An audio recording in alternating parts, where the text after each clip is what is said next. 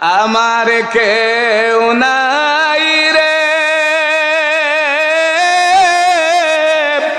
এব সংসারে,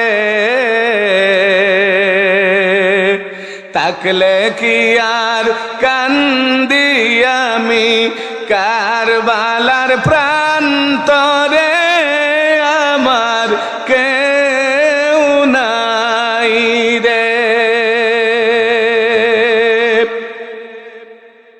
ও মাবুদ গো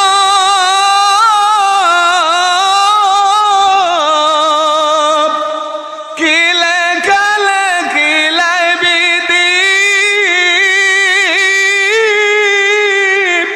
বন্ধ করলা ফুরাত নদীও,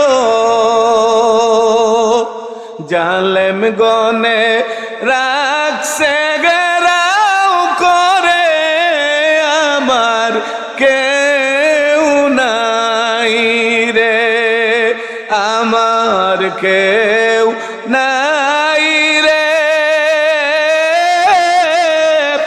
এব সংসারে, তাকলে কি আর কান্দি আমি কারবালার প্রান্তরে, আমার কেউ নাই রে। হযরত ইমাম হুসাইন ইয়াজিদকে বলে দিয়েছিলেন, ইয়াজিদের বাহিনী যতই লোভ লালসা আমাকে দেখাও না কেন, আমার নবী অন্যায়ের কাছে মিথ্যার কাছে মাথা নত করে নাই। আমি সেই নবী রাহমাতাল লিল আলামিনের কলিজার টুকরা নাতি, শেরে খোদা হযরতে আলীর কলিজার টুকরা সন্তান, হযরতে ফাতিমার গর্ভে ইমাম হুসাইনের জন্ম হয়েছে। আমি ইমাম হুসাইন অন্যায়ের কাছে মাথা নত করব না, হাসি মুখে ন্যায় এবং সত্যকে জমিনে প্রতিষ্ঠা করার জন্য হাসি মুখে আমার জীবন কুরবান করে দিতে রাজি আছি। জোরে জোরে বলুন সুবহানাল্লাহ। হযরতে আব্দুল্লাহ বললেন, বাবা আমাকে গালি দিয়েছেন হযরতে ইমাম হুসাইন, আমি আপনার কাছে বিচার দিলাম, আপনি হযরতে আলীর কাছে বিচার না দিয়ে আপনি নিজে কান্না শুরু করে দিলেন, এর কারণ কি? হযরতে উমর ইবনুল খাত্তাব রাদিয়াল্লাহু তাআলা আনহু বললেন, আমার বাবা আব্দুল্লাহ রে,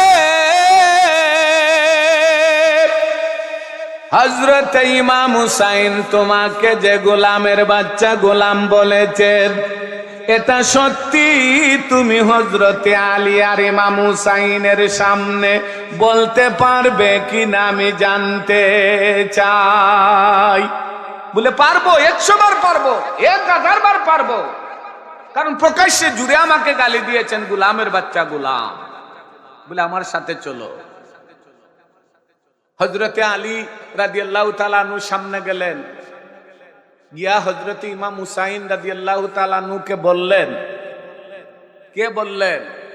হযরতে উমর, অর্ধ জাহানের বাদশাহ, যার আঙ্গুলের ইশারায় শয়তান পর্যন্ত কাত হয়ে পড়ে যায়।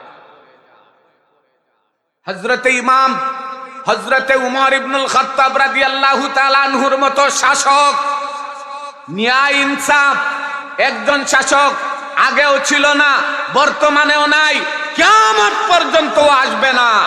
হযরতে উমর রাদিয়াল্লাহু তাআলা আনহু যখন রাস্তা দিয়ে হেঁটে যাইতেন, শয়তান তরতর করে কাঁপতে থাকতো। সেই হযরতে উমর রাদিয়াল্লাহু তাআলা আনহু যেদিন ইসলাম গ্রহণ করলেন, এত পাওয়ার, এত শক্তি, এত ক্ষমতা আল্লাহ দিয়েছিলেন। হযরতে উমর রাদিয়াল্লাহু তাআলা আনহু ইসলাম গ্রহণ করার পূর্বে খানায়ে কাবা বায়তুল্লাহ শরীফে প্রকাশ্যভাবে আজান ইকামত হইতো না, সাহস ছিল না। আবু জেহেল, আবু সুফিয়ান, উতবা, সাইবা, ওলিদ বিন মুগিরা, উমাইয়া ইবনে খালফ, এই বড় বড় কুরাইশ নেতাদের দাপটের কারণে প্রকাশ্যভাবে আল্লাহ রসুল ওই খানায়ে কাবা বায়তুল্লাহ শরীফে আজানও দিতে পারতেন না, ইকামতও দিতে পারতেন না, জামাতের মাধ্যমে প্রকাশ্যে নামাজও আদায় করতে পারতেন না। আর যেদিন থেকে হযরতে উমর রাদিয়াল্লাহু তাআলা আনহু ইসলাম ধর্ম গ্রহণ করলেন, তরবারিটা হাতে লইয়া খানায়ে কাবা বায়তুল্লাহ শরীফের সামনে গিয়ে দাঁড়িয়ে গেলেন।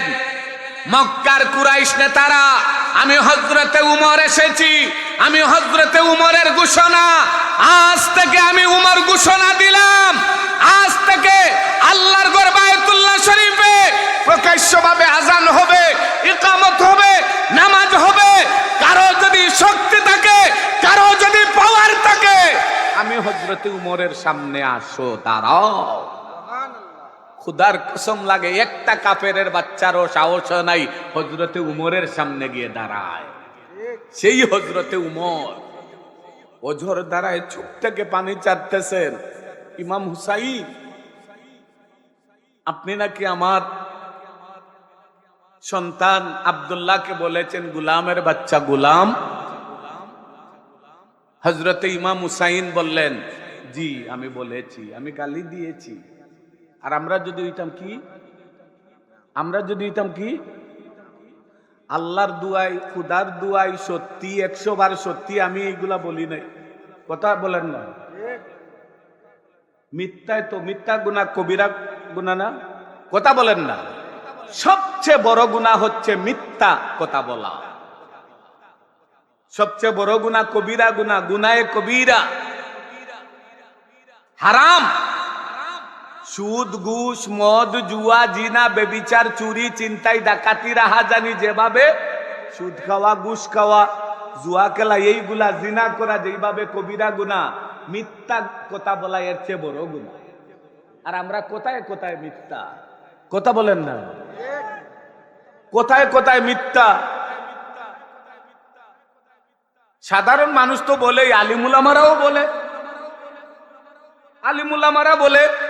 আপনি আমাকে ফোন দিয়েছেন, মোবাইল দইরা বলতেছি আমি আছি আক্কলের বাজার, আমি বলতেছি আমি আছি মুকাম বাজার। এটা সত্যি বললো না মিথ্যা বললো? কথা বলেন না আপনারা? এটা কবিরা গুনাহ হইল কি হইল না?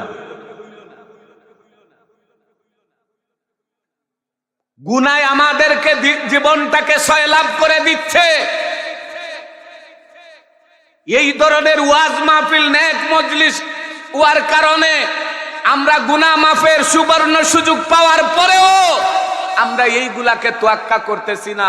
আমরা শয়তানের পাল্লায় পড়ে, শয়তানের বন্ধু হয়ে গলায় গলায় মিলিয়ে আমরা এদিক সেদিক ঘোরাফেরা করি। কথা বলেন না? ভালো কোনটা, মন্দ কোনটা, এখন পর্যন্ত আমরা যাচাই বাছাই করতে শিখি নাই, জানি নাই। এই জন্য আমি মাঝে মধ্যে বলি, পাগলা রে জিলাফি দিও না, পাগলা ভালো মন্দ কিছুই বুঝে না, পাগলা রে জিলাফি দিও না, পাগলা তিতা মিঠা কিছুই বুঝে না, ভালো মন্দ বুঝে না। ওই যে আগে বলেছিলাম, ফাইন্নান নাসা বিলা ইলমি কাল হাইওয়ান, যার বিবেক নাই, যার বুদ্ধি নাই, ভালো জায়গা কোনটা, জান্নাত কোনটা, জাহান্নাম কোনটা, সওয়াবের কাজ কোনটা, গুনার কাজ কোনটা, এটা যদি আমি বুঝতে না পারি, আমি মানুষ না, আমি মানুষ নামের জানোয়ার, মানুষ নামের আমি পশু।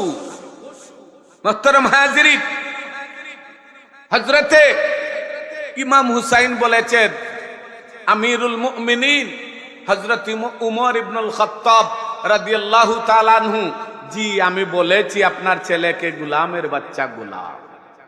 খুব আদবের সাথে বললেন আমি বলেছি। কে বলেছেন? হযরত ইমাম হুসাইন বলতেছেন। হায় রে হা, কারবালার ময়দানে হযরত ইমাম হুসাইনের তাবুটা যখন ইয়াজিদে ঘেরাও করে ফেলল, হযরত ইমাম হুসাইন চিৎকার করে বলে দিয়েছিলেন, ইয়াজিদের বাহিনী আজকে যদি জঙ্গে কারবালার ময়দানে আমার বাবা হযরতে শেরে খুদা আলী রাদিয়াল্লাহু তাআলা আনহু থাকতেন, আমার বাবার তরবারির সামনে একটা কাফেরের বাচ্চাও আসতে পারতে না। আর আমাকে কাঁপাইয়া আজকে কারবালার ময়দানে তোমরা এইভাবে অসহায়ত্বের সুযোগ নিয়েছো। কবির ভাষায়, আমার কেউ নাই রে এব সংসারে, থাকলে কি আর কান্দি আমি কারবালার প্রান্তরে, আমার কেউ নাই রে। ও মাবুদ গো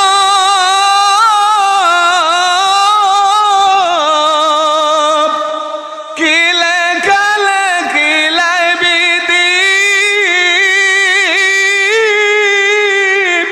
বন্ধ করলা ফুরাত নদীও,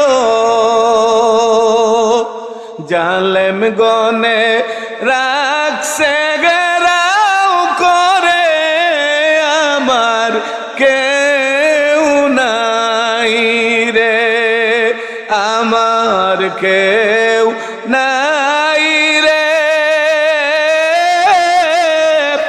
এব সংসারে, থাকলে কি আর কান্দি আমি কারবালার প্রান্তরে, আমার কেউ নাই রে। হযরতে ইমাম হুসাইন ইয়াজিদকে বলে দিয়েছিলেন, ইয়াজিদের বাহিনী যতই লোভ লালসা আমাকে দেখাও না কেন, আমার নবী অন্যায়ের কাছে মিথ্যার কাছে মাথা নত করে নাই। আমি সেই নবী রাহমাতাল লিল আলামিনের কলিজার টুকরা নাতি শেরে খোদা হযরতে আলীর কলিজার টুকরা সন্তান হযরতে ফাতিমার গর্ভে ইমাম হুসাইনের জন্ম হয়েছে। আমি ইমাম হুসাইন অন্যায়ের কাছে মাথা নত করব না, হাসি মুখে ন্যায় এবং সত্যকে জমিনে প্রতিষ্ঠা করার জন্য হাসি মুখে আমার জীবন কুরবান করে দিতে রাজি আছি। জোরে জোরে বলুন সুবহানাল্লাহ। হযরতে ইমাম হুসাইন,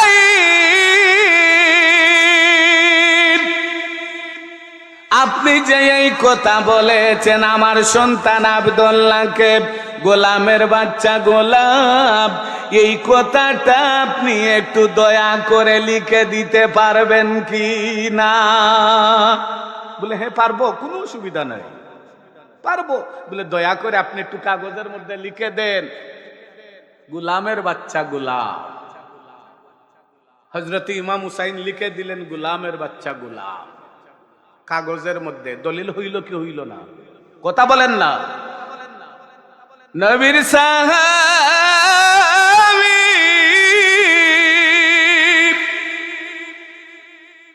খলিফাতুল মুসলিমিন হযরত উমর ডেকে বললেন, হযরত আলী রে, তোমার সন্তান ইমাম হুসাইন আমার সন্তানকে বলেছে গোলামের বাচ্চা গোলাম, তুমি সাক্ষী থাকো রে। হযরত আলী সাক্ষী থাকো, হযরত ইমাম হুসাইন যে কথা বলেছেন এটা যেন বাস্তবে হয়। জোরে জোরে বলুন সুবহানাল্লাহ। হযরতে উমর রাদিয়াল্লাহু তাআলা আনহুর কলিজার টুকরা সন্তান আব্দুল্লাহ বললেন, বাবা বুঝলাম না, বাচ্চা মানুষ তো, আমি আনলাম তোমাকে আমার বিচার করার জন্য, আর তুমি আরো উল্টা তেল মারতেছো, তার কারণ কি? তার কারণ কি? হযরতে উমর নিজের সন্তান আব্দুল্লাহকে বললেন, আমার বাবা আব্দুল্লাহ রে, জান্নাতের মধ্যে যিনি যুবকদের সরদার হবে, হযরতে ইমাম হুসাইনের জবান থেকে বের হয়েছে আমি নাকি তার নানার গোলাম, এই জন্য আমাকে বলেছে গোলামের বাচ্চা গোলাম। এটা যদি মুখ দিয়া নয় কাগজ দিয়াও পর্যন্ত বলে দিয়েছেন, এটা যদি আল্লাহর দরবারে কবুল হয়ে যায়, আমি উমরের আর জিন্দেগির আর কিছুর দরকার নাই। শেষ পর্যন্ত হযরত উমর এই কাগজের টুকরাটারে লইয়া এইভাবে চুমু খায়। সাহাবীরা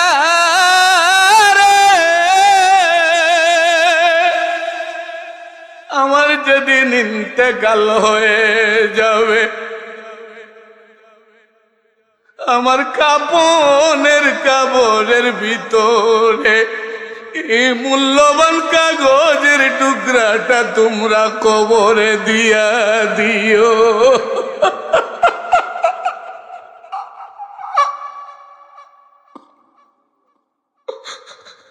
ইজ্জতের পরে হযরতে আবু বকর ওই মদিনা মুনওয়ারায় আইসা আমার নবীজিকে বলেছিলেন, ইয়া রাসূলুল্লাহ, আপনি বলেছিলেন এই জায়গাটা আপনার কাছে পছন্দ হয়েছে, এই জায়গাটা আমি খরিদ করে আপনাকে আমি দিয়া দিলাম। আল্লাহ রাসূল বললেন, এখানে একটা মসজিদ বানাবো, মসজিদের নাম হবে মসজিদে নববী। এই মসজিদের ভিতরে আমি নবীর রওজা হবে, আমি নবীর হুজরা হবে, হুজরার ভিতরে আমার রওজা হবে। তুমি হযরতে আবু বকর আমাকে এই মসজিদে নববী মসজিদ বানানোর জন্য আমাকে যে জায়গার দলিল দিয়েছো, আমি ওয়াদা দিলাম রে হযরতে আবু বকর, আমার রওজার কিনারে তোমার কবরের জায়গা দিয়া দিলাম। এইভাবে হযরতে ওমর বললেন, আমার ভাই সাহাবীরা, হযরতে আলী তোমরা শুনে রাখো, আমার ইন্তেকালের পরে কাফনের ভিতরে এই কাগজের টুকরাটা দিয়া দিও। হযরতে ইমাম হুসাইন বলেছেন, গোলামের বাচ্চা গোলাম, এর চেয়ে বড় সম্পদ আমার কাছে আর কিচ্ছু নাই। কিয়ামতের ময়দানে আমি হযরতে উমর যদি আটকে যাই, আমি আল্লাহকে বলবো, আল্লাহ জান্নাতের সরদার হযরতে ইমাম হুসাইন আমার সন্তান আব্দুল্লাহকে বলেছেন গোলামের বাচ্চা গোলাম। অর্থাৎ আখিরি জামানার নবী রাহমাতাল লিল আলামিন হচ্ছেন ইমাম হুসাইনের নানা, নানার গোলাম হযরতে উমর, আর হযরতে উমরের সন্তান আব্দুল্লাহ হচ্ছেন গোলামের বাচ্চা গোলাম। কাগজের টুকরাটা দিয়া দিও, কাগজের টুকরাটা দিয়া দিও, কাগজের টুকরাটা দিয়া দিও কাফনের ভিতরে। আর তোমরা আমার লাশটাকে দৌত করে দয়াল নবীজির রওজা মুবারকের সামনে নিয়ে রেখে দিও। যদি রওজায় আতার থেকে কোনো আওয়াজ আসে, তাইলে তোমরা আমাকে আল্লাহ রসুলের কদমের কিনারা জায়গা দিও। যারা গেছেন মদিনা মুনওয়ারায়, যারা যাবেন তারা দেখবেন বাবু সালাম দিয়ে ঢুকার সময় ওই যে গম্বুজে খাদরা সবুজ মিনার, সবুজ মিনারের হুবহু ঠিক নিচে আমার নবী রাহমাতাল লিল আলামিন ঘুমিয়ে রয়েছেন। ছোট ছোট এত বড় ছিদ্র আছে, এত বড় ছিদ্র আছে। বাবু সালাম দিয়ে ঢুকার সময় আপনি প্রথম ছিদ্রটায় হচ্ছে হযরতে ঈসা আলাইহিস সালাতু ওয়াস সালামের কবরের জন্য এই জায়গাটা খালি রাখা হয়েছে। আপনারা ওদিকে মেম্বার সাহেব নাই কফি আর বাকি যারা আসুন মাই মুরব্বীর এরা বইয়া বাকি এরা একটু বই গেলে মনে হয় সুন্দরই যাব একটু বই যাই দয়া করিয়া একটু জেগের করান আল্লাহ আল্লাহ আল্লাহ আল্লাহ আল্লাহ আওয়াজ আওয়াজ আল্লাহ আল্লাহ আল্লাহ আল্লাহ আল্লাহ আল্লাহ আল্লাহ আল্লাহ আল্লাহ আওয়াজ দেন না আল্লাহ আল্লাহ আল্লাহ আল্লাহ আল্লাহ আল্লাহ মারহাবা আল্লাহ আল্লাহ আল্লাহ আল্লাহ আল্লাহ আল্লাহ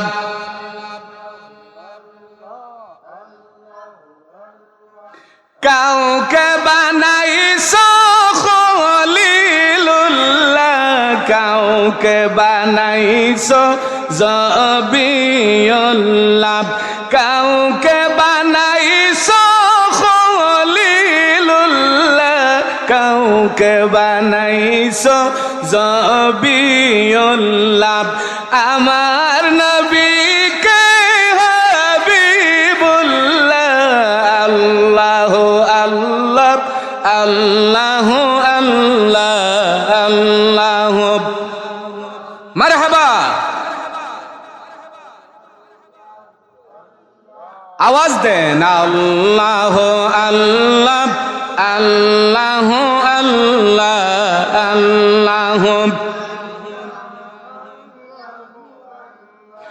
আল্লাহ আল্লাহ আল্লাহ আল্লাহ আল্লাহ কাউকে বানাইছো কালিমুল্লাহ কাউকে বানাইছো রহুল্লাহ কাউকে বানাইছো কালিমুল্লাহ কাউকে বানাইছো রহুল্লাহ নর নবীকে রাসূলুল্লাহ আল্লাহ আল্লাহ আল্লাহ আল্লাহ আল্লাহ মারহাবা আল্লাহ আল্লাহ আল্লাহ আল্লাহ আল্লাহ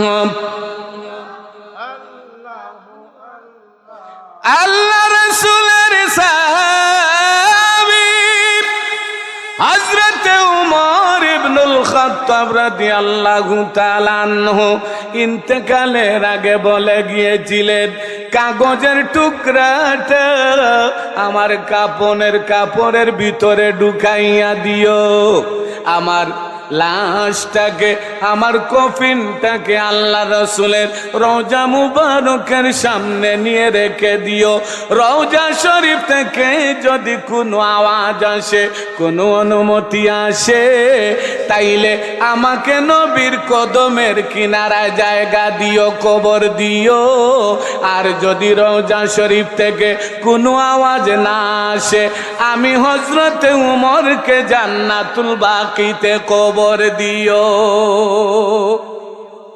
হযরতে আবু বকরকে আমার নবীজি ওই মসজিদে নববীর জায়গা উপহার দেওয়ার কারণে সদকা করার কারণে হযরতে আবু বকর ৩৫০০ দিরহাম দিয়া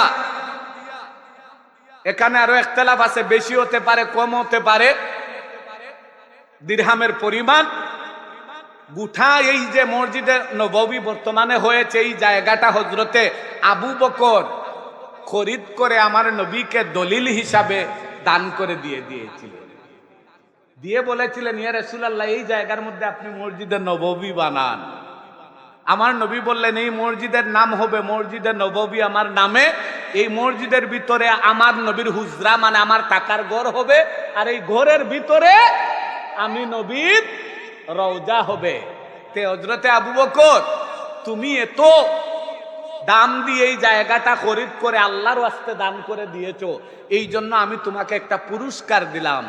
ইয়া রাসূলুল্লাহ, আপনার দরবার থেকে পুরস্কার তাড়াতাড়ি বলেন। বলে আমার রওজার কিনারে তোমাকেও রওজার জায়গা দিয়া দিলাম।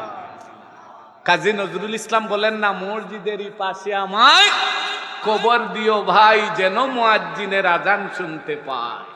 হায় রে হায়, মসজিদের পাশে যদি কবর হয়, 5 ওয়াক্ত আজানের আওয়াজ শোনা যাবে কি যাবে না? কথা বলেন না। ইমাম সাহেব নামাজ পড়াবে, রমজান মাসে তারাবি হবে, খতমে তারাবি চলতেছে, কবরে থেকে শুনতেছে। কত বড় সৌভাগ্য। তো হযরতে আবু বকরের কবরের জায়গা দিলেন আমার নবীজি কোথায়? নবীজির কদম মুবারকের পাশে। চালাক তো কম না হযরতে উমর। ওই যে ইমাম হুসাইন বলেছিলেন, গুলামের বাচ্চা গুলাম, এটা কাজে লাগাই তুইব না? কথা বলেন না। আমাদেরকে গালি দিলে আমারে দিছত গালি, তোর গোষ্ঠী পর্যন্ত একটারও রাখবো না। সে দয়া শেষ, ময়দান ফালিস, হানাহানি কোন রাহা জানি, কিন্তু কমা হইল মহত্বের লক্ষণ। আপনাকে গালি দিছে, অসুবিধা নাই, আপনি ধৈর্য ধরেন, আল্লাহর কাছ থেকে 70,000 গুণ বেশি পেয়ে যাবেন। কিন্তু আমরা তো প্রতি সুদের আগুনে আমরা অগ্নিশিখা হয়ে যাই। কিন্তু না, মুহতারাম হাজিরিন, হযরতে উমর বললেন আমার লাশটা তোমরা রওজা শরীফের সামনে গিয়ে রেখে দিও। যদি রওজা শরীফ থেকে কোনো অনুমতি আসে, তে আমাকে এখানে আল্লাহ রসুলের রওজার কিনারে, আমার কদমের কিনারায় কবর দিও, আর নাইলে তো জান্নাতুল বাকি রেডি আছে, এখানে দিয়া দিও। সাহাবায়ে কেরামরা গোসল দিলেন, গোসল দিয়া ওই কাগজের টুকরাটা কাফনের ভিতরে ঢুকাইয়া দিলেন। সুবহানাল্লাহ বলেন না। ওসিয়ত অনুযায়ী ঢুকাইয়া দিলেন। লাশটা নিয়ে আমার নবী রওজার সামনে গেইটের মধ্যে দরজায় রেখে দিলেন। একদম নিস্তব্ধ, কোনো কথা নাই, বার্তা নাই, নিরিবিলি পরিবেশ। হঠাৎ করে, এটা আহলে সুন্নাত ওয়াল জামাতের শুধু বিশ্বাস নয়, মুফতি শফি সাহেব রহমতুল্লাহ আলাইহি, যিনি তাফসিরে মারিফুল কুরআন লিখেছেন, কওমি অঙ্গনের বড় একজন মুফাসসির মুফতি শফি সাহেব রহমতুল্লাহ আলাইহি, উনি উনার তাফসিরে মারিফুল কুরআনেও বলেছেন যে হযরতে উমরের লাশ যখন নিয়ে রাখা হলো, হঠাৎ করে ভিতর থেকে রওজা শরীফ থেকে আওয়াজ আসলো, বন্ধুকে বন্ধুর কাছে পাঠাইয়া দাও। সুবহানাল্লাহ, এত আসতে বললে, বন্ধুকে বন্ধুর কাছে পাঠাইয়া দাও। রওজায়ে আতরে আমার নবী জিন্দা না মুর্দা? আর উচ্চ আওয়াজে বলুন, জিন্দা না মুর্দা? মায়ের পেটে থাকতেও নবী, এখনো নবী, কিয়ামতের আগ পর্যন্তই নবী। আখেরি জামানার নবীর নবুয়তি একদিন আর 2 দিন আর সাময়িকের জন্য নয়। যদি সাময়িকের জন্য হইতো, তাইলে নতুন নতুন অন্য ধর্ম থেকে যখন আয়েশা ইসলাম ধর্ম গ্রহণ করে মুসলমান হয়, কার উপর ঈমান আনে? আল্লাহর উপর। আর লা ইলাহা ইল্লাল্লাহ, এরপরে কি? মুহাম্মাদুর। আচ্ছা, কালেমা পরে মুসলমান হওয়া লাগে না? এখন শুধু বলে যদি সে একজন মুসলমান হইল লা ইলাহা ইল্লাল্লাহ, এই শেষ তার? না মুহাম্মাদুর রাসূলুল্লাহ বলা লাগবে? তো এখন এই জিন্দা নবীর উপর ঈমান আনলো না মুর্দা নবীর উপর ঈমান আনলো? জিন্দা নবী না? এটা তো দলিল, সুজা সাজা দলিল। ওই রওজায়ে আতর থেকে জিন্দা নবী রাহমাতাল লিল আলামিন বললেন, বন্ধুকে বন্ধুর কাছে পাঠাইয়া দাও। হযরতে উমর রাদিয়াল্লাহু তাআলা আনহুরও রওজা হয়ে গেল। আমার নবীজি প্রথমে হযরতে ঈসা আলাইহিস সালাতু ওয়াস সালামের কবরের জায়গা খালি, এরপরে আমার নবীর রওজা মুবারক, এরপরে হযরতে আবু বকর, এরপরে হযরতে উমর, এইখানেই শেষ। যদি এরপরে আর কাউকে দেওয়া লাগতো, তাইলে হযরতে উসমান গনি, জিন্নুরাইন যাকে বলা হয়, হযরতে উসমান গনিকে দেওয়া লাগতো। এই জন্য আর দেওয়া হয় নাই। আমি যে কথা বলতেছিলাম, হযরতে ইমাম হুসাইন যুবক, আর আরেকটা যুবক, এক যুবক আরেক যুবককে গালি দিল, সে গিয়ে তার বাবার কাছে নালিশ দিল, বাবা ওজর দ্বারায় কাঁদতে লাগলেন খুশিতে আনন্দে। পরে কাগজের মধ্যে লিখে নিলেন, আপনি লিখে দেন গোলামের বাচ্চাগুলা। কোথায় তারা আর কোথায় আমরা? সম্মানিত হাজিরিন, ভালো মন্দ আমরা এখনো বুঝতে শিখি নাই। কোনটা ভালো, কোনটা মন্দ, কোনটা পাপ, কোনটা পুণ্য, কোনটা ন্যায়, কোনটা অন্যায়। এই যে আজকে 31st নাইট, বছরের 2025 লাস্ট নাইট আজকে, আর 12টার পর থেকে শুরু হয়ে যাবে 2026, মানে 1 জানুয়ারি, আগামীকালকে হ্যাপি নিউ ইয়ার।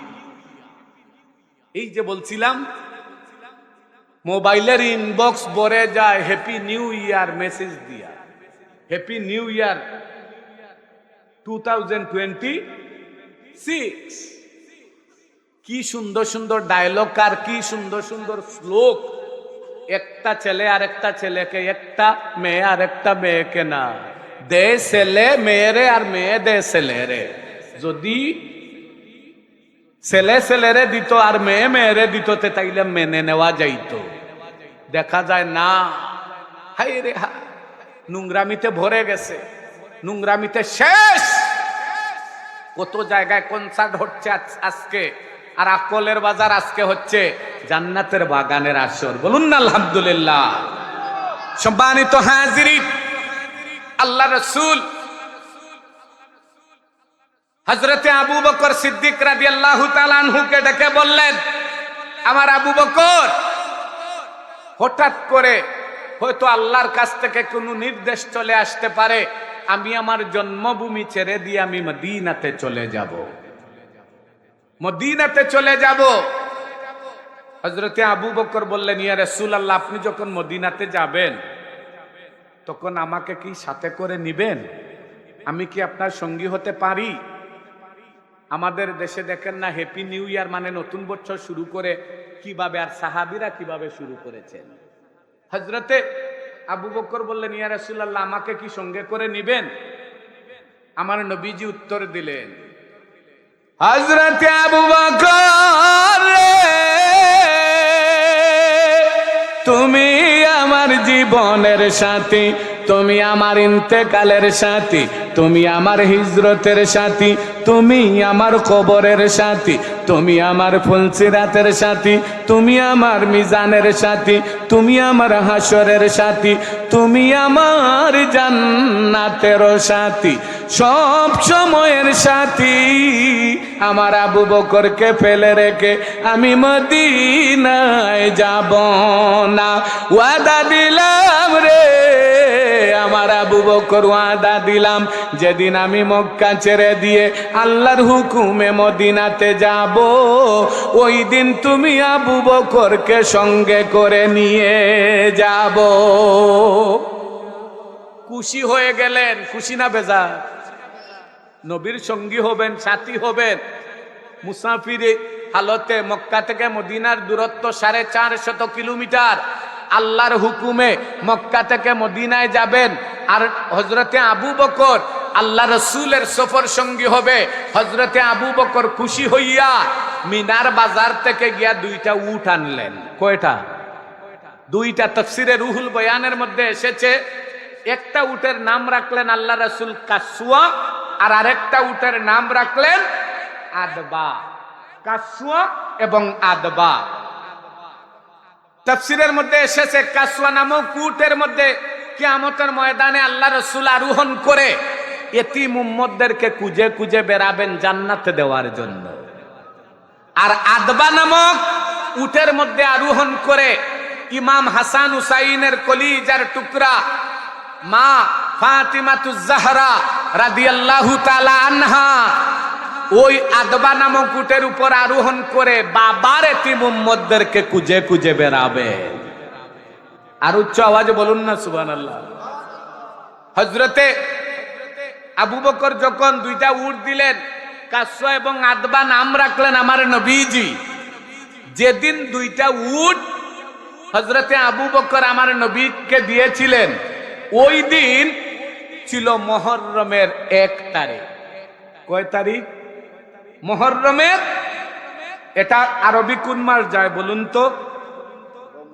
রজবের কয় তারিখ আজকে বলেন না? নাই তো 31 নাইট আমরা জানি। আগামীকালকে 1 জানুয়ারি সেটাও জানি। হ্যাপি বার্থডে কোন দিন সেটাও জানি। হ্যাপি অ্যানিভার্সারি ডে কোন দিন এটাও জানি। কিন্তু মুসলমান হিসাবে আল্লাহ রাসূল যেটা বারবার এই চাঁদ উদয় হওয়ার সাথে সাথে দোয়া করেছিলেন, আল্লাহুম্মা বারিক লানা ফি রজব ওয়া শাবান ওয়া বাল্লিগনা রমাদান। ও আল্লাহ, রজব এবং শাবান মাসের সব ফজিলত আমাকে দান করো। ওয়া বাল্লিগনা রমাদান, এবং রমজান পর্যন্ত হায়াত দিয়ে পৌঁছায়া দাও। বলুন আমিন। আর উচ্চ আওয়াজে বলুন না আমিন। এই রজব এবং শাবান এই 2 মাস আল্লাহ রাসূল বেশি বেশি করে দোয়া করতেন, আল্লাহুম্মা বারিক লানা ফি রজব ওয়া শাবান ওয়া বাল্লিগনা রমাদান। শুধু নিজেই আল্লাহ রাসূল দোয়া করতেন না, উম্মতে মুহাম্মদী আমাদেরকে শিক্ষা দিয়ে গেছেন এই দোয়াটা যেন বেশি বেশি করে করি। কারণ রজব এবং শাবান ওই 2টা মাস রমজান মাসকে ওয়েলকাম জানায়, স্বাগত জানায়। রজব এবং শাবান মাস রমজান মাসের প্রস্তুতির মাস, মুমিনদের জন্য, রোজাদারদের জন্য প্রস্তুতির মাস। সম্মানিত হাজিরিন, হযরতে আবু বকরকে ডেকে বললেন, হযরতে আবু বকর, তুমি আজকে মুহররমের 1 তারিখে আজকে আমাকে 2টা উট উপহার দিছো। আমি সব সাহাবায়ে কেরামদেরকে জানায়া দিলাম, তুমি আবু বকরের স্মৃতিকে কিয়ামত পর্যন্ত ধরে রাখার জন্য আমি নবী রাহমাতাল লিল আলামিন আজ থেকে হিজরি নববর্ষ শুরু করে দিলাম। সুবহানাল্লাহ। হযরতে আবু বকর উট উপহার দিয়ে হিজরি নববর্ষ শুরু করলেন আল্লাহর রাসূলের মাধ্যমে। আর আমরা একজন আরেকজনকে রজনীগন্ধা ফুলের স্টিক দিয়া হিজরি নববর্ষ শুরু করি। নাউজুবিল্লাহ বলেন। আজকে আমরা 31 নাই, বছরের শেষ রাত আমরা 2 রাকাত নফল নামাজের মাধ্যমে শুরু করব। পারবো কিনা ইনশাআল্লাহ? কথা বলেন না আপনারা? সবাই হাত তোলা দিয়ে বলেন আমরা পারবো কিনা? বলুন ইনশাআল্লাহ। 2 রাকাত নফল নামাজ পড়ে আমরা নতুন বছর শুরু করব। যদি এই 2 রাকাত নফল নামাজ পড়ে যায় নামাজের মধ্যে কায়েমন বাক্যে আল্লাহর কাছে আমরা ফরিয়াদ করতে পারি, ইনশাআল্লাহ আমাদের পরবর্তী বছরটা আমরা সুখ স্বাচ্ছন্দ্যে এবং নেক হায়াতের সাথে ভালো হালতে আমরা পুণ্যবান হিসাবে আল্লাহ আল্লাহ রাসূলকে খুশির হালতে আমরা কাটাতে পারবো ইনশাআল্লাহ। একটু জেগের করুন আল্লাহ আল্লাহ আল্লাহ আল্লাহ আল্লাহ। আওয়াজ আওয়াজ। আল্লাহ আল্লাহ আল্লাহ আল্লাহ আল্লাহ আল্লাহ আল্লাহ আল্লাহ আল্লাহ। আওয়াজ দেন না। আল্লাহ আল্লাহ আল্লাহ আল্লাহ আল্লাহ আল্লাহ। মারহাবা। আল্লাহ আল্লাহ আল্লাহ আল্লাহ আল্লাহ আল্লাহ।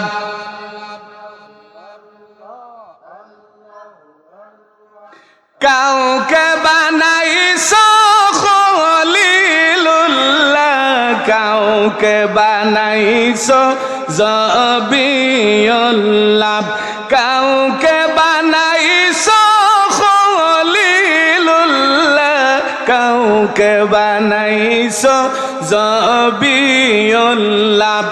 আমার নবীকে হাবিবুল্লাহ। আল্লাহ আল্লাহ আল্লাহ আল্লাহ।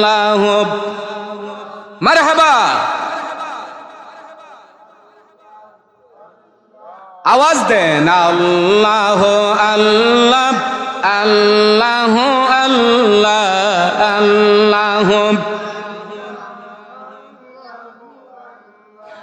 আল্লাহ আল্লাহ আল্লাহ আল্লাহ আল্লাহ কাউকে বানাইছো কালিমুল্লাহ কাউকে বানাইছো রহুল্লাহ কাউকে বানাইছো কালিমুল্লাহ কাউকে বানাইছো রহুল্লাহ নর নবীকে রাসূলুল্লাহ আল্লাহ আল্লাহ আল্লাহ আল্লাহ আল্লাহ মারহাবা আল্লাহ আল্লাহ আল্লাহ আল্লাহ আল্লাহ আল্লাহ রাসূলের সাহাবী হযরত উমর ইবনুল খাত্তাব রাদিয়াল্লাহু তাআলা আনহু ইন্তেকালের আগে বলে গিয়েছিলেন কাগজের টুকরাটা আমার কাপড়ের ভিতরে ঢুকাইয়া দিও আমার লাশটাকে আমার কফিনটাকে আল্লাহ রসুলের রওজা মুবারকের সামনে নিয়ে রেখে দিও রওজা শরীফ থেকে যদি কোনো আওয়াজ আসে কোনো অনুমতি আসে তাইলে আমাকে নবীর কদমের কিনারায় জায়গা দিও কবর দিও আর যদি রওজা শরীফ থেকে কোনো আওয়াজ না আসে আমি হযরতে উমরকে জান্নাতুল বাকিতে কবর দিও হযরতে আবু বকরকে আমার নবীজি ওই মসজিদে নববীর জায়গা উপহার দেওয়ার কারণে সদকা করার কারণে হযরতে আবু বকর ৩,৫০০ দিরহাম দিয়া এখানে আরো ইখতিলাফ আছে বেশি হতে পারে কম হতে পারে দিরহামের পরিমাণ গুঠা এই যে মসজিদে নববী বর্তমানে হয়েছে এই জায়গাটা হযরতে আবু বকর খরিদ করে আমার নবীকে দলিল হিসাবে দান করে দিয়েছিলেন দিয়ে বলেছিলেন ইয়া রাসূলুল্লাহ এই জায়গার মধ্যে আপনি মসজিদে নববী বানান আমার নবী বললেন এই মসজিদের নাম হবে মসজিদে নববী আমার নামে এই মসজিদের ভিতরে আমার নবীর হুজরা মানে আমার টাকার ঘর হবে আর এই ঘরের ভিতরে আমি নবীর রওজা হবে তে হযরতে আবু বকর তুমি এত দাম দিয়ে এই জায়গাটা খরিদ করে আল্লাহর ওয়াস্তে দান করে দিয়েছো এই জন্য আমি তোমাকে একটা পুরস্কার দিলাম ইয়া রাসূলুল্লাহ আপনার দরবার থেকে পুরস্কার তাড়াতাড়ি বলেন বলে আমার রওজার কিনারে তোমাকেও রওজার জায়গা দিয়া দিলাম কাজী নজরুল ইসলাম বলেন না মসজিদেরই পাশে আমায় কবর দিও ভাই যেন মুয়াজ্জিনের আজান শুনতে পায় হায় রে হায় মসজিদের পাশে যদি কবর হয় ৫ ওয়াক্ত আজানের আওয়াজ শোনা যাবে কি যাবে না কথা বলেন না ইমাম সাহেব নামাজ পড়াবে রমজান মাসে তারাবি হবে খতমে তারাবি চলতেছে কবরে থেকে শুনতেছে কত বড় সৌভাগ্য তো হযরতে আবু বকরের কবরের জায়গা দিলেন আমার নবীজি কোথায় নবীজির কদম মুবারকের পাশে চালাক তো কম না হযরতে উমর ওই যে ইমাম হুসাইন বলেছিলেন গোলামের বাচ্চা গোলাম এটা কাজে লাগাই তুইব না কথা বলেন না আমাদেরকে গালি দিলে আমারে দিছত গালি তোর গোষ্ঠী পর্যন্ত একটারও রাখবো না সে দয়া শেষ ময়দান ফালিস হানাহানি কোন রাহা জানি কিন্তু কমা হইল মহত্বের লক্ষণ আপনাকে গালি দিছে অসুবিধা নাই আপনি ধৈর্য ধরেন আল্লাহর কাছ থেকে ৭০,০০০ গুণ বেশি পেয়ে যাবেন কিন্তু আমরা তো প্রতিশোধের আগুনে আমরা অগ্নিশিখা হয়ে যাই কিন্তু না মুহতারাম হাজিরিন হযরতে উমর বললেন আমার লাশটা তোমরা রওজা শরীফের সামনে গিয়ে রেখে দিও যদি রওজা শরীফ থেকে কোনো অনুমতি আসে তে আমাকে এখানে আল্লাহ রসুলের রওজার কিনারে আমারে কদমের কিনারায় কবর দিও, আর নাইলে তো জান্নাতুল বাকি রেডি আছে, এখানে দিয়া দিও। সাহাবায়ে কেরামরা গোসল দিলেন, গোসল দিয়া ওই কাগজের টুকরাটা কাফনের ভিতরে ঢুকাইয়া দিলেন। সুবহানাল্লাহ বলেন না? ওসিয়ত অনুযায়ী ঢুকাইয়া দিলেন। লাশটা নিয়ে আমার নবী রওজার সামনে গেইটের মধ্যে দরজায় রেখে দিলেন। একদম নিস্তব্ধ, কোনো কথা নাই, বার্তা নাই, নিরিবিলি পরিবেশ। হঠাৎ করে, এটা আহলে সুন্নাত ওয়াল জামাতের শুধু বিশ্বাস নয়, মুফতি শফি সাহেব রহমতুল্লাহ আলাইহি, যিনি তাফসিরে মারিফুল কুরআন লিখেছেন, কওমি অঙ্গনের বড় একজন মুফাসসির মুফতি শফি সাহেব রহমতুল্লাহ আলাইহি, উনি উনার তাফসিরে মারিফুল কুরআনেও বলেছেন যে হযরতে উমরের লাশ যখন নিয়ে রাখা হলো, হঠাৎ করে ভিতর থেকে, রওজা শরীফ থেকে আওয়াজ আসলো, বন্ধুকে বন্ধুর কাছে পাঠাইয়া দাও। সুবহানাল্লাহ, এত আসতে বললে, বন্ধুকে বন্ধুর কাছে পাঠাইয়া দাও। রওজায়ে আতরে আমার নবী জিন্দা না মুর্দা?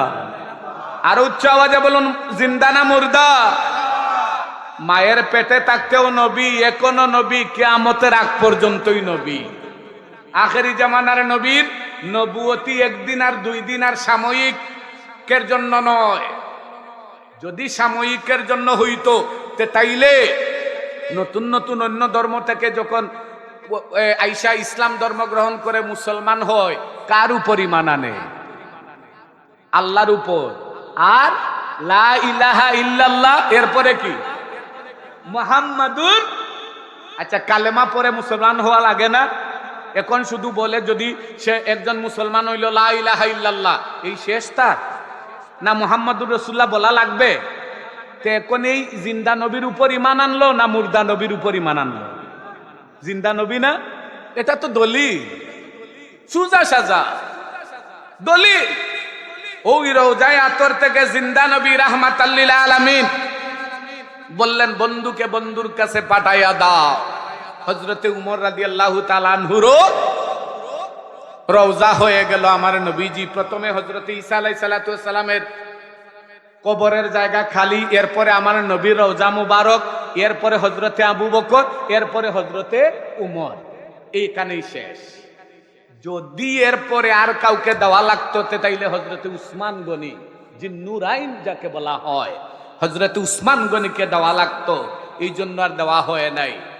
আমি যে কথা বলতেছিলাম, হযরতে ইমাম হুসাইন যুবক, আর আরেকটা যুবক, এক যুবক আরেক যুবককে গালি দিল, সে গিয়ে তার বাবার কাছে নালিশ দিল। বাবা ওজর দ্বারায় কাঁদতে লাগলেন, খুশিতে আনন্দে। পরে কাগজের মধ্যে লিখে নিলেন, আপনি লিখে দেন, গোলামের বাচ্চা গোলাম। কোথায় তারা আর কোথায় আমরা? সম্মানিত হাজিরিন, ভালো মন্দ আমরা এখনো বুঝতে শিখি নাই। কোনটা ভালো, কোনটা মন্দ, কোনটা পাপ, কোনটা পুণ্য, কোনটা ন্যায়, কোনটা অন্যায়। এই যে আজকে 31st নাইট, বছরের 2025 এর লাস্ট নাইট আজকে, আর 12টার পর থেকে শুরু হয়ে যাবে 2026, মানে 1 জানুয়ারি, আগামীকালকে হ্যাপি নিউ ইয়ার। এই যে বলছিলাম, মোবাইলের ইনবক্স ভরে যায় হ্যাপি নিউ ইয়ার মেসেজ দিয়া, হ্যাপি নিউ ইয়ার 2026। কি সুন্দর সুন্দর ডায়লগ আর কি সুন্দর সুন্দর শ্লোক।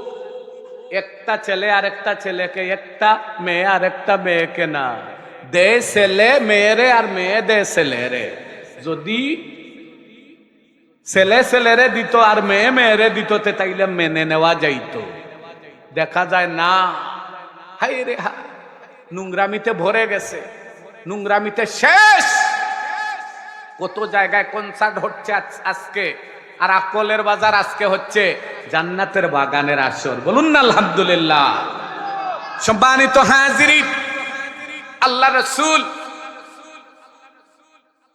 হযরতে আবু বকর সিদ্দিক রাদিয়াল্লাহু তাআলা আনহুকে ডেকে বললেন, আমার আবু বকর, হঠাৎ করে হয়তো আল্লাহর কাছ থেকে কোনো নির্দেশ চলে আসতে পারে, আমি আমার জন্মভূমি ছেড়ে দিয়ে আমি মদিনাতে চলে যাব, মদিনাতে চলে যাব। হযরতে আবু বকর বললেন, ইয়া রাসূলুল্লাহ, আপনি যখন মদিনাতে যাবেন তখন আমাকে কি সাথে করে নিবেন? আমি কি আপনার সঙ্গী হতে পারি? আমাদের দেশে দেখেন না, হ্যাপি নিউ ইয়ার মানে নতুন বছর শুরু করে কিভাবে, আর সাহাবীরা কিভাবে শুরু করেছেন।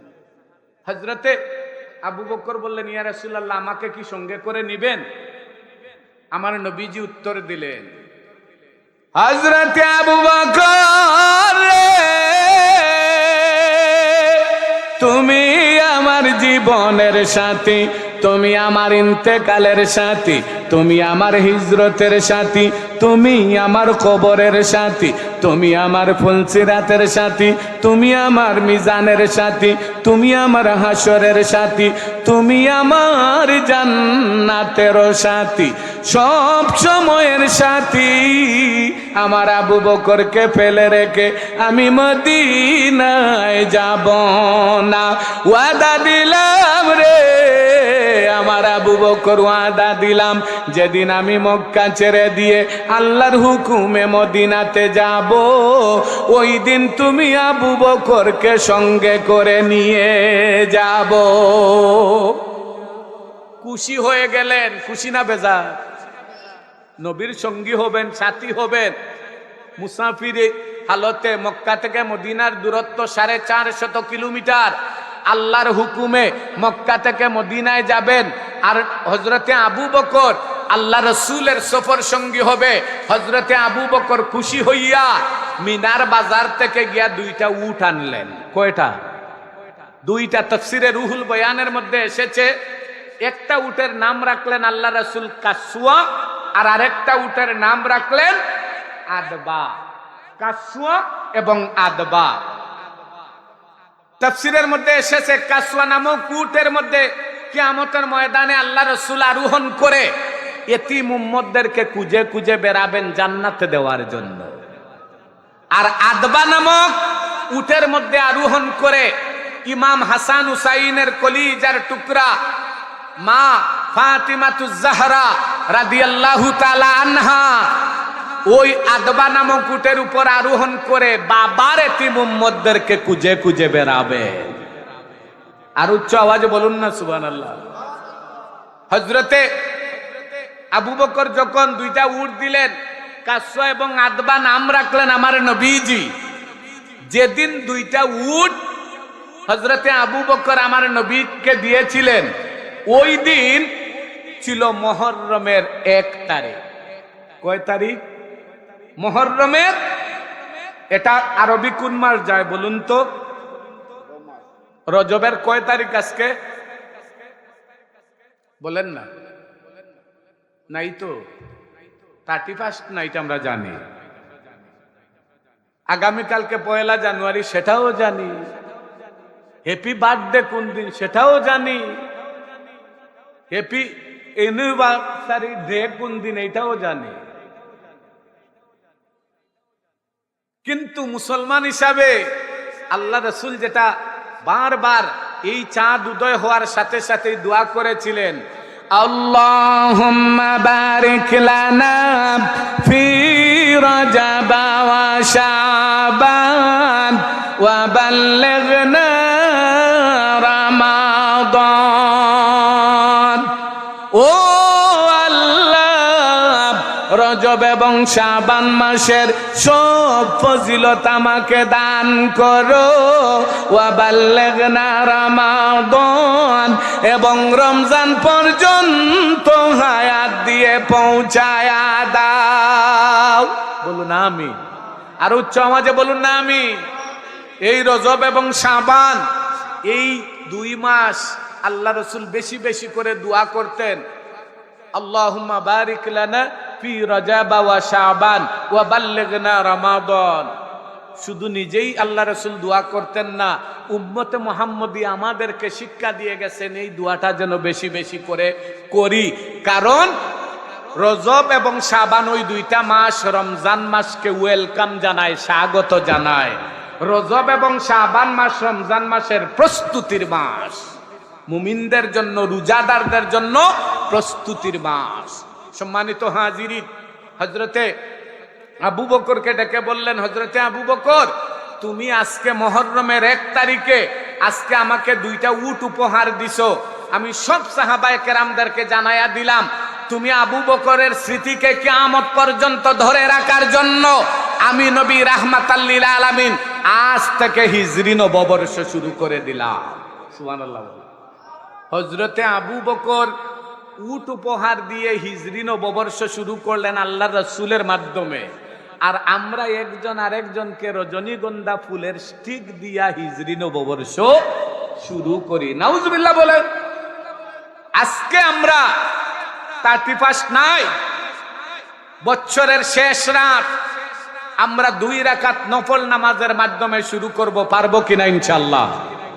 কথা বলেন না আপনারা? সবাই হাত তোলা দিয়ে বলেন আমরা পারবো কিনা, বলুন ইনশাআল্লাহ। 2 রাকাত নফল নামাজ পড়ে আমরা নতুন বছর শুরু করব।